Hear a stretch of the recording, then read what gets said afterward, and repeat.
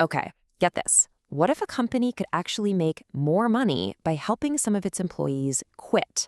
I know it sounds completely backward, right? But a really fascinating new study shows exactly how a program that encouraged people to think about their purpose in life did just that. So let's dig in and see how this paradox actually works. Here it is, the central puzzle we're going to unpack today. You've got a program that causes a 21% jump in people leaving their jobs, but somehow the company does better because of it. I mean, how on earth is that possible? Right. So researchers have a name for this, the performance paradox. And we're going to crack it by looking at this huge 2-year randomized controlled trial. We're talking nearly 3,000 white-collar employees at a big multinational firm. This is some serious data. So at the center of all this was a pretty radical experiment, an internal workshop the company came up with called Discover Your Purpose, or, DYP for short. Now, this DYP program, it totally flipped the usual corporate playbook on its head. See, the traditional way of doing things is very top-down, right? A company says, here's our mission, now get on board. But the DYP approach, it was completely bottom-up. It was all about helping individual employees connect their daily grind to their own personal sense of purpose. And you gotta understand, the philosophy behind this is a big deal. This wasn't some cheesy team building day. It was based on logotherapy, the idea that our main drive in life, what really gets us out of bed in the morning, is a search for meaning. The whole program was designed to help people find that meaning right there in their job. So how'd they do it? Well, people would go to this day-long workshop, and it was structured around telling 4 very personal stories. The goal was to look at these key moments in their lives and, with a little help from their coworkers, find that common thread, that through line that really defines what their personal purpose is. And here's a fantastic example of how this actually played out. One person, an HR manager, he realized his purpose was to be a firework artist, something that came from a passion he had as a kid. And then he tied this back to his job. He started seeing his role as coordinating all the creative sparks from different employees to create something amazing, like a fireworks show. All of a sudden, his job had a new, super personal meaning. So, what happened when they ran this experiment? This is where things get really, really interesting. And because this was a randomized controlled trial, we get a super clear picture of cause and effect. First, the bombshell.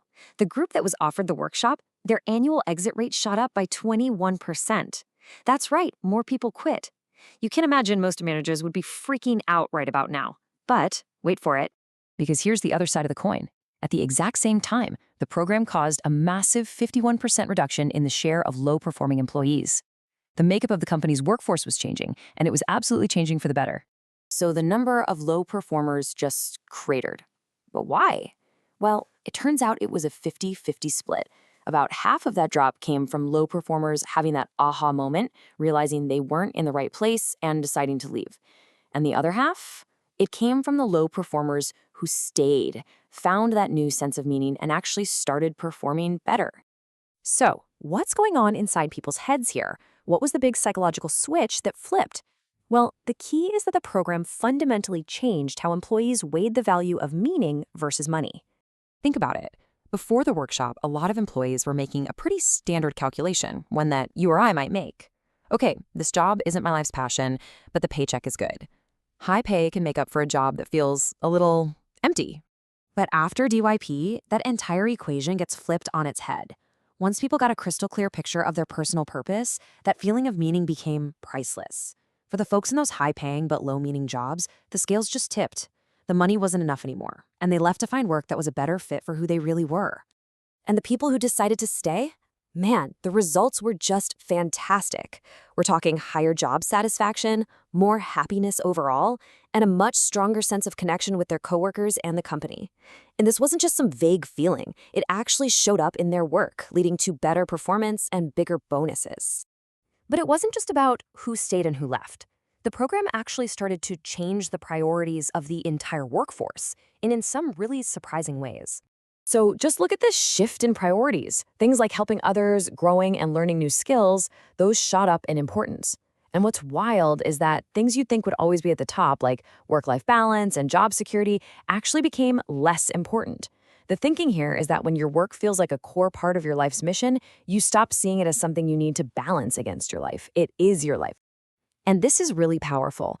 By getting everyone to focus on their own individual purpose, it started to break down these old social norms. The study actually found that the program shrank the gaps between what men and women prioritized in their jobs. And here's a perfect real-world example of that in action. After the program, men were 1.3 percentage points more likely to take parental leave. By connecting with their own values instead of just following what society expects, their behavior started to change in really meaningful ways. Okay, so let's recap. The program works. It gets rid of poor fits, it makes the people who stay happier and more productive, and the company actually becomes more profitable. So that begs the question, the real puzzle. Why isn't every single company doing this? And this is the final, absolutely brilliant twist in the story. See, if a company just looks at the surface level data, who signs up for this kind of program voluntarily, they get a totally wrong picture. They see their best performers signing up, and they see that those people tend to stick around, so it looks like a fantastic tool for keeping your best people. But the real experiment, the randomized trial, shows what's actually happening. The program's true power is as a selection tool that weeds out bad fits, which causes more people to quit overall. And that's what drives the boost in productivity. The data was hiding the truth all along. And that just leaves you thinking, right? This company almost junked an incredibly valuable idea because the easy-to-get data was telling them the completely wrong story. So you have to wonder, how many other brilliant, effective ideas are out there that we're all just ignoring simply because we're looking at the wrong numbers?